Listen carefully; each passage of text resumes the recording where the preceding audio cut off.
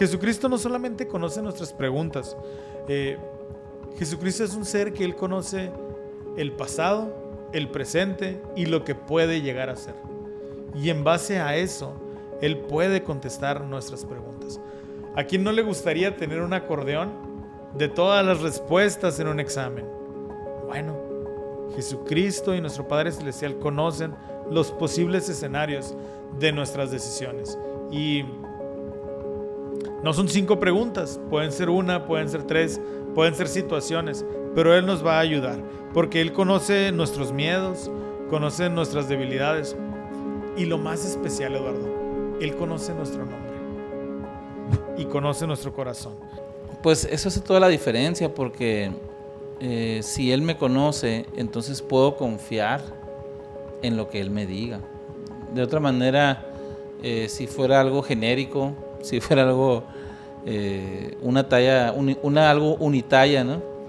Pues dijeras, bueno, pues tal vez lo intento, pero el saber que Él te conoce, que Él te ama, hace que sea mucho más fácil el prestar atención a lo que dice, y luego puedes ver cómo se va cumpliendo. Esa es otra cosa de la bendición patriarcal.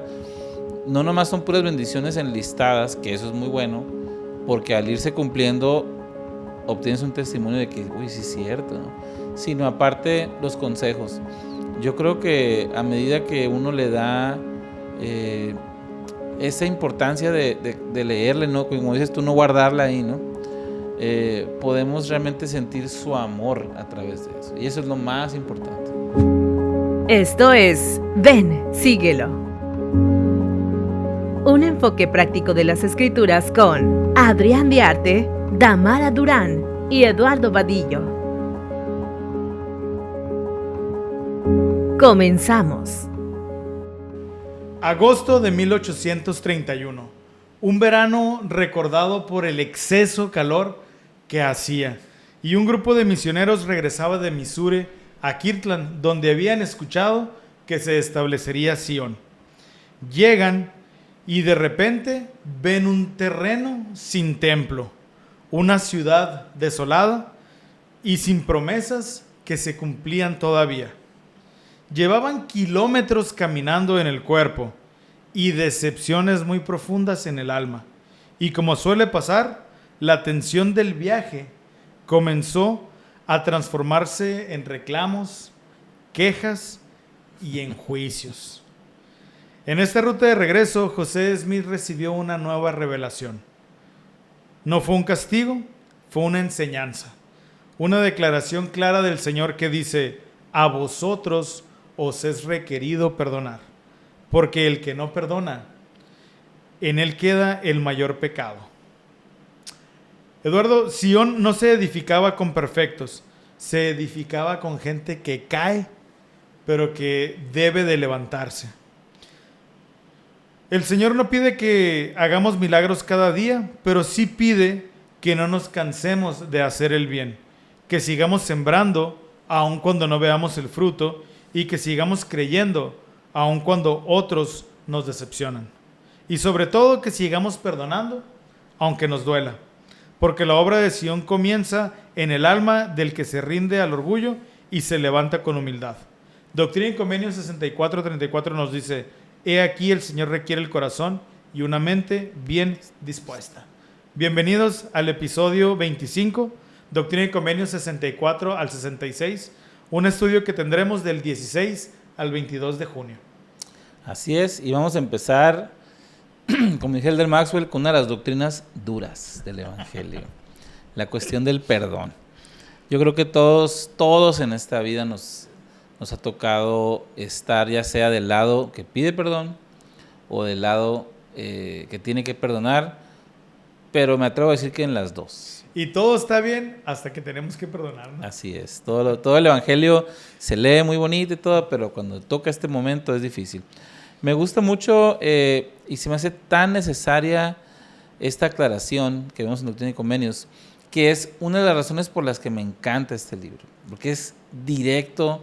Aquí el Señor no emplea una parábola, es lo más claro posible. Vamos a leer en Doctrina y Convenios 64, el versículo 8, y dice: En la antigüedad, mis discípulos buscaron motivo el uno contra el otro y no se perdonaron unos a otros en su corazón, y por esta maldad fueron afligidos y disciplinados con severidad.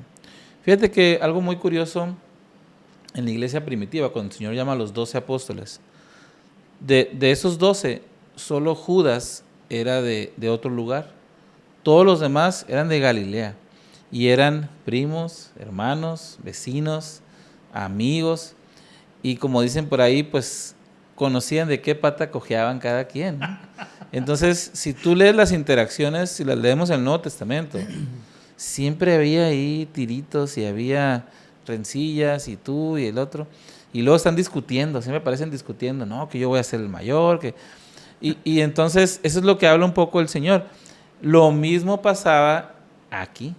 Si te fijas, varios de los testigos eran de la misma familia, otros eran conocidos, hermanos, primos, vecinos.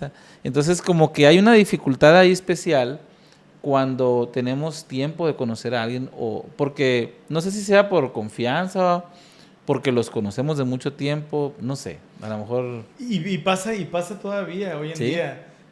Yo tengo la fortuna de vivir en mi barrio, en donde crecí. Y entonces, justamente el domingo pasado, un hermano, fuimos al campamento de los hombres jóvenes, y entonces el que fue mi obispo de juventud pasó a dar su testimonio. Y entonces a mí en el campamento me tocó dar la charla. Y al parecer los jóvenes pudieron sentir el espíritu y pasaron y estuvieron testificando de lo bonito que habían, del espíritu que habían sentido durante la charla. Entonces sube este hermano y dice, no, pues para mí es muy especial ver al Adrián, dice, que ni le gustaba ensuciarse los pies, y bueno, empezó allá todo lo que me habían elevado los chamacos por abajo, ¿no? Y es difícil cuando conocemos a alguien el creerle, ¿no? Y más cuando es llamado líder, ¿no? Yo creo que en la serie de Los Elegidos, The Chosen, qué buena está, ejemplifican muy bien cuando Pedro es el líder y empieza las rencillas. Bueno, entonces algo así de lo que está hablando el Señor. Y entonces nos dice en el versículo 9 y 10, si los puedes leer, por favor, Adrián. Claro que sí. Estamos en Doctrina y Convenios 64, 9 y 10. 9 y 10. Por tanto os digo que debéis perdonaros los unos a los otros, pues el que no perdona las ofensas de su hermano queda condenado ante el Señor, porque en él permanece el mayor pecado.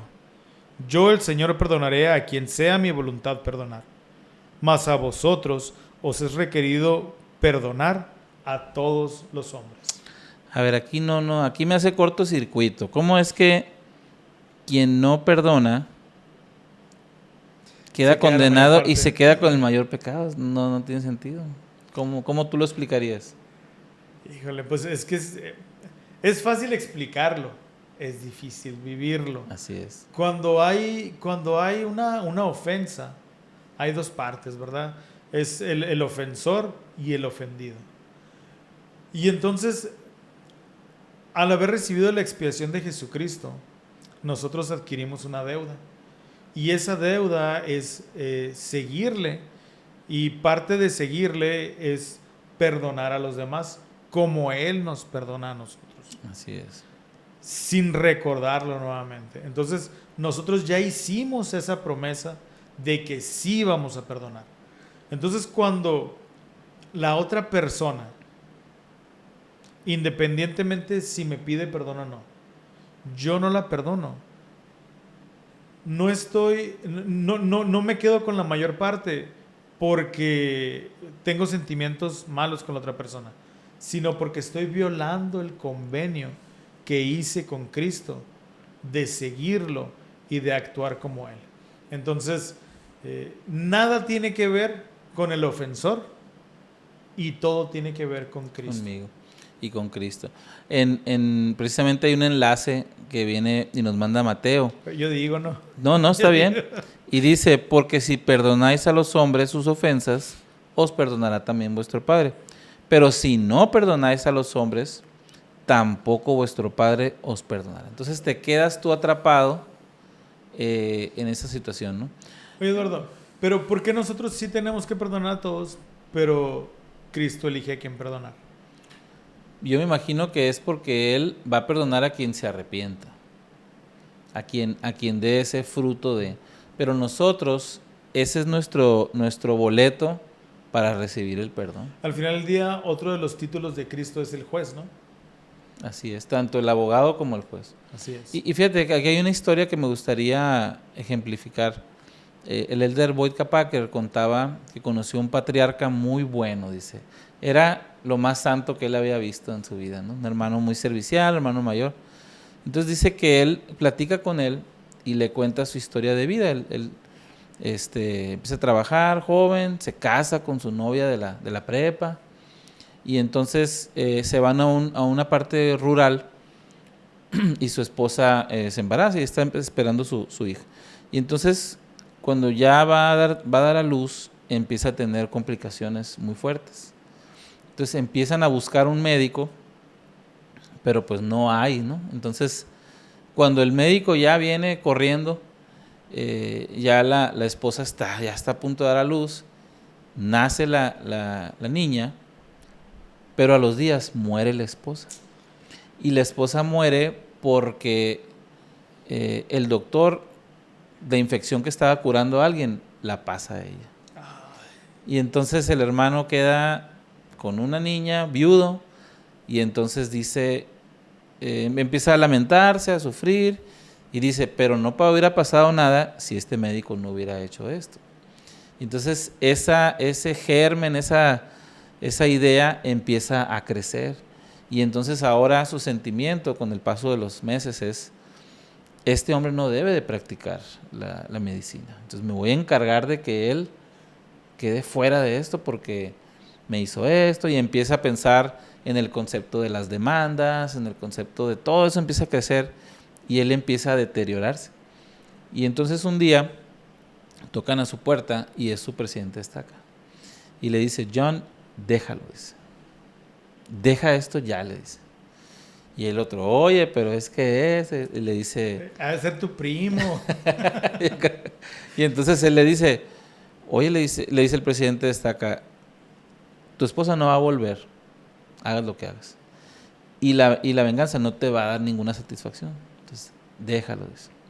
Entonces él estuvo varios días asimilando, y entonces toma la terriblemente difícil decisión de decir, lo dejo. Entonces se acaba ahí el problema, ya no voy a hacer nada.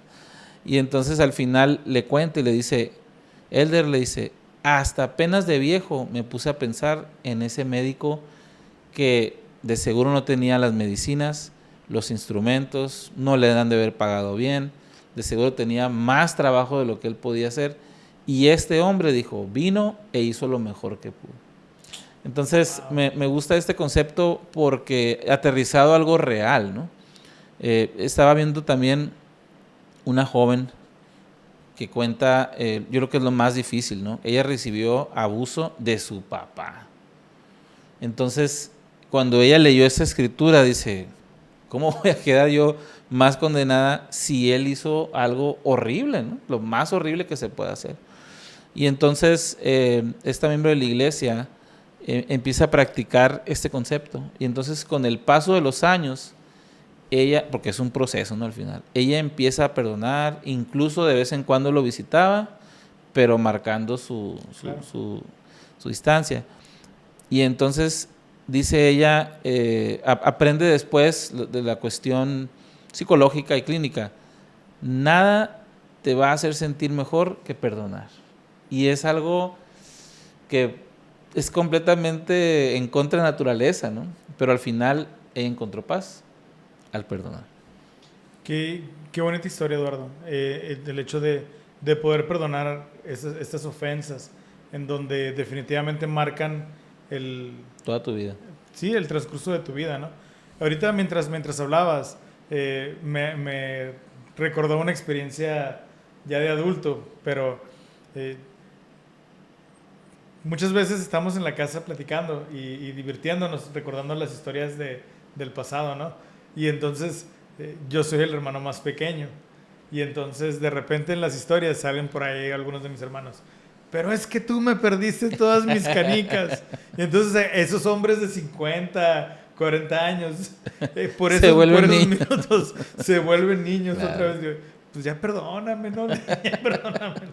No, y es bien curioso porque yo creo que hay un factor muy interesante en el perdón. Y es que me ha tocado a mí pedir perdón por cosas de, como dices tú, de años, ¿no? Que ahí estaban guardadas. Y entonces cuando tú pides perdón o cuando tú perdonas, sientes una ligereza. Y es algo bien raro porque pues no estás cargando nada, no hay nada en tu cuerpo. Pero cuando tú lo haces, te sientes ligero, te sientes libre de un peso. Y es impresionante saber, recordar esto que dice el Señor. Nosotros tenemos que perdonar a todos.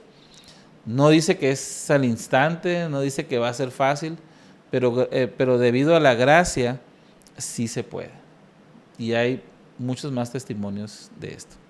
Y yo creo que la razón principal es porque cuando perdonas, te conviertes más semejante a Jesucristo. Exactamente. No es fácil, como dijimos al principio. Platicarlo y decirlo es muy fácil, es muy bonito. Vivirlo requiere un verdadero discipulado. Así es. Jesucristo no es un Dios lejano. Él no está esperando a que sepas orar de manera perfecta. Y Él no necesita que le expliques todo. Él nos conoce y Él ya lo sabe todo. Jesucristo nos ve y a pesar de todo, Él nos ama.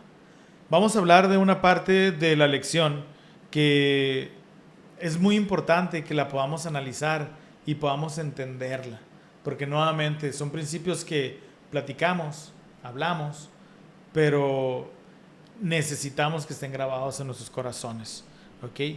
Vamos a platicar de esta parte que dice: el Señor conoce los pensamientos de mi corazón. Para bien y para mal. Para bien y para mal. Quiero empezar con una historia. Es un chiste de un papá que se va a robar junto con su hijo. Y entonces el papá le dice: mijito, échame aguas cuando nos vea alguien para poder hacer la fechoría, ¿no? Y entonces se esconden y el niño le dice: papá. Dice: ¿qué? ¿Quién nos está viendo? Y el niño le hace. Y sucede igual. No solamente nos ve, sino también conoce los verdaderos sentimientos de nuestro corazón. Tú puedes ir a la iglesia todos los domingos, puedes estar casado, puedes hacer aparentemente todo lo que debes de estar haciendo, pero el que sí sabe tus verdaderas intenciones y conoce tus pensamientos es el Señor. Entonces, William McLean lo aprendió de una forma muy poderosa. Dice la historia, Eduardo, que él tenía 5 preguntas. Específicamente, 5 preguntas. No sabemos cuáles eran esas preguntas. La historia no la marca. Él nunca se tomó la delicadeza de apuntarlas en su diario o algo. Pero sí oró. Y en su oración, él platicaba con el Señor. Y le contaba todo, pero en secreto. Y a la vez fue con el profeta José Smith y le pidió que, si verdaderamente era un profeta, le pidiera una respuesta a Dios. Y así fue. Ya de ahí empezó tentando, pidiendo señal, ¿no? Bueno, pero bueno, el Señor sí le contestó. Y lo conocemos como Doctrina y Convenios, sección 66. Y esta revelación es específicamente para él, pero aplicable para todos nosotros. Y creo que hay algunos principios poderosos que debemos de sacarlos y aplicarlos también en nuestra vida. ¿Ok? Dice aquí que William recibió la revelación y escribió en su diario que cada una de las 5 preguntas que tenía fueron contestadas con satisfacción plena y completa. Cerramos comillas, ¿no? Entonces, se la pusieron difícil a José Smith. A ver si eres profeta. Contéstame mis preguntas. ¿Y cuáles son las preguntas? Y son 5. y son 5 y no te voy a decir. No te voy a decir cuáles. Bueno, ¿te imaginas sentir eso de parte del Salvador? Sentir que Él sí te escucha y que Él sí responde. ¿Alguna vez has tenido alguna experiencia de este tipo, Eduardo, en donde preguntas y el Señor te contesta?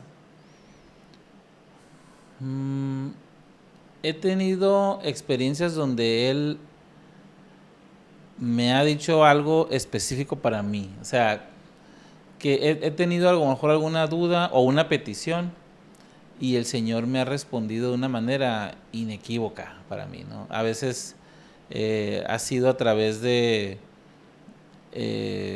fíjate, yo casi no sueño cosas interesantes, casi son puras... Es el resumen de lo que viví en el día, ¿no? Es en un sueño. Pero a veces he tenido sueños donde el Señor me ha ayudado a tomar decisiones, a veces han sido cosas muy, muy curiosas, pero a lo que quiero ir es de que se siente muy personalizado. Y entonces ahí dices tú, Él me conoce. Yo te quiero contar una experiencia. Algo que me sucede a mí muy seguido es que yo no formulo las preguntas, sino estoy evaluando situaciones en mi vida y entonces llegan respuestas. Y así sucedió en el verano del 2018. Nos encontrábamos de viaje y entonces era tiempo de regresar de viaje. Y yo sentía en mi corazón el deseo de que mi familia permaneciera en el lugar donde estábamos de viaje. Y no entendía por qué. Teníamos una vida muy bien establecida en nuestra ciudad, ya con rutinas, con los niños ya en las escuelas y todo. Y entonces estaba barajeando esos deseos en mi corazón y llegó un pensamiento muy directo a mi mente. Tienes que hacer esto, esto y esto. Y recuerdo perfectamente la calle y el semáforo donde llegó ese sentimiento, y entonces yo lo comparto con mi esposa y ella me dice, sí, así de la nada, sí, vamos a hacerlo. Y entonces en los siguientes 2 días arreglamos absolutamente todo.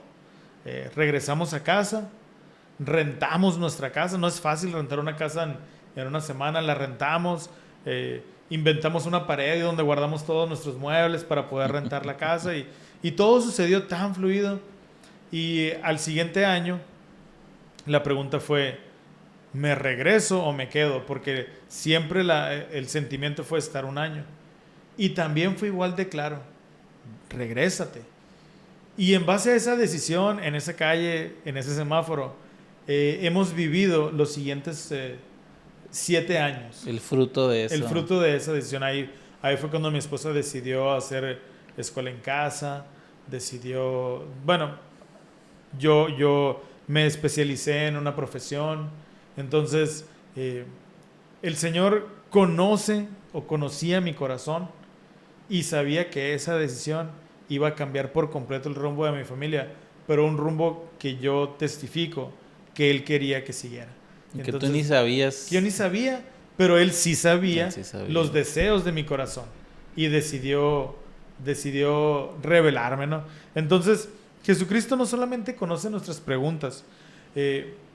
Jesucristo es un ser que Él conoce el pasado, el presente y lo que puede llegar a ser.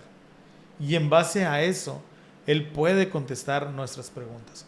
¿A quién no le gustaría tener un acordeón de todas las respuestas en un examen? Bueno, Jesucristo y nuestro Padre Celestial conocen los posibles escenarios de nuestras decisiones. Y no son 5 preguntas, pueden ser 1, pueden ser 3, pueden ser situaciones, pero Él nos va a ayudar, porque Él conoce nuestros miedos, conoce nuestras debilidades, y lo más especial, Eduardo, Él conoce nuestro nombre y conoce nuestro corazón. ¿Okay? ¿Recuerdas cuando Cristo cuando llega a un pozo en la región de Samaria? Ella nunca le dijo lo que había hecho. ¿Okay? Y entonces Él le dijo así de la nada, tú has tenido 5 esposos y el que ahora tienes ni siquiera es tu marido. Y entonces ella se quedó así, oye, ¿tú cómo sabes, no? O sea, eres judío, los judíos nunca visitaban Samaria, y pues, ¿cómo sabes? ¿Quién te contó, pues? Entonces, el testimonio de ella fue tan poderoso que corrió a la ciudad y testificó diciendo, vengan a ver a un hombre que me ha dicho todo cuanto he hecho. Así es Cristo. No solamente ve lo que hacemos, ve lo que anhelamos y nos da agua viva. ¿Okay? Entonces, yo creo que esto es muy especial. Cada uno de nosotros como santos de los últimos días tenemos la oportunidad, Eduardo, de recibir una revelación. Tal como este hermano, Doctrina y Convenios es especialmente para él, todos nosotros, los santos de los últimos días, podemos recibir una bendición patriarcal. No lo menciona la lección, pero para mí es la manera de que el Señor nos conoce, nos testifica que nos conoce y nos dice nuestro linaje. En mi caso, mi bendición patriarcal habla de la vida preterrenal. Es lo que te iba a decir. Realmente Él nos conoce, pero no de ahorita. O sea, Él nos conoce desde antes que viniéramos acá. Y algo bien curioso, a pesar de que el patriarca Abel Montoya, que me dio la bendición, era de mi barrio y es un entrañable amigo de mi familia, pues en la bendición se me dicen cosas que normalmente no tendría por qué saberlo él. Pues, por ejemplo, yo de niño era asmático.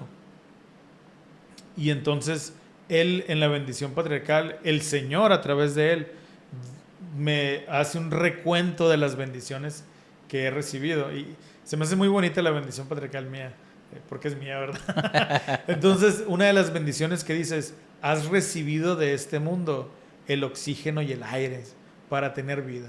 Y bueno, todos, ¿verdad? Todos recibimos el oxígeno, pero para mí fue una bendición especial por mi condición de asmático. Claro. Entonces yo, al igual que el hermano William, puedo testificar que el Señor me conoce. Y entonces, en esta bendición patriarcal, hay 2-3 promesas que me han ayudado a tomar decisiones en mi vida determinantes para poder hacer lo que hago.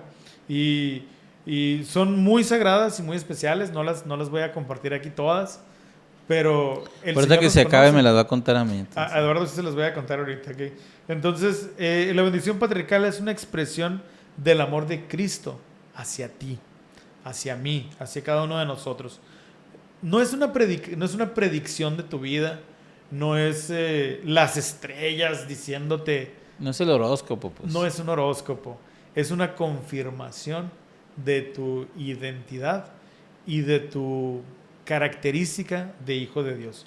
Cuando yo leí la mía a los 12 años o 13, a los 13 años, no la entendí, la agradecí y estuvo guardada muchos años. En mi misión adquirí la costumbre de subrayar con un plumón, con un lápiz ahí que había por temas, y me di la tarea de escudriñarla, y de cada tema del evangelio que tenía por colores también la escudriñé. Y realmente cuando releí mi bendición patriarcal, volví a recibir el testimonio de que Dios me conoce y que Él contesta no mis 5 preguntas, pero absolutamente toda duda que yo pueda llegar a tener. Entonces, Cristo no da revelaciones para impresionarnos, las da para transformarnos, y lo hace por amor, porque Él prometió en Doctrina y Convenios 62:9: estoy siempre con los fieles. Entonces, ¿qué podemos aprender de esta lección de William? Dios nos conoce. Pues eso hace toda la diferencia, porque si Él me conoce, entonces puedo confiar en lo que Él me diga. De otra manera, si fuera algo genérico, si fuera algo, una talla, algo unitalla, ¿no? Pues dijeras, bueno, pues tal vez lo intento, pero el saber que Él te conoce, que Él te ama, hace que sea mucho más fácil el prestar atención a lo que dice, y luego puedes ver cómo se va cumpliendo. Esa es otra cosa de la bendición patriarcal.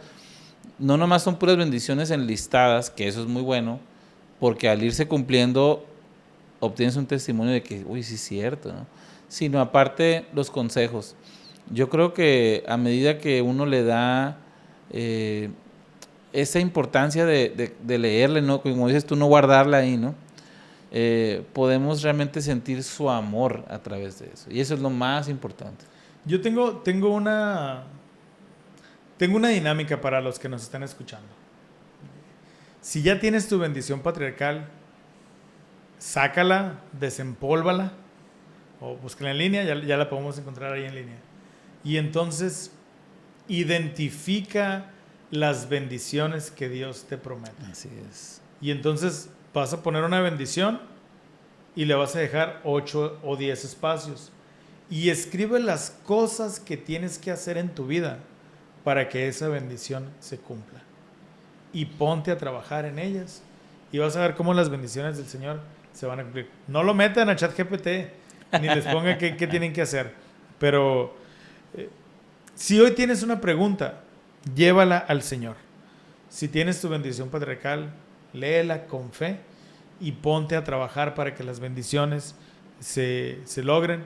Si todavía no tienes una bendición patriarcal, ponle pausa al video y llámale a tu obispo y agenda una entrevista para recibir esa bendición patriarcal. Porque Jesucristo no solamente te conoce, Él está esperando ese momento de platicar contigo. Así es. Muchas gracias por acompañarnos en este episodio. Yo sugeriría que si llegaste hasta aquí, pusieras un número 5, como las 5 preguntas. 5 preguntas. Y que puedas compartir eso con alguien más que pienses que le puede edificar, que le puede dar inspiración.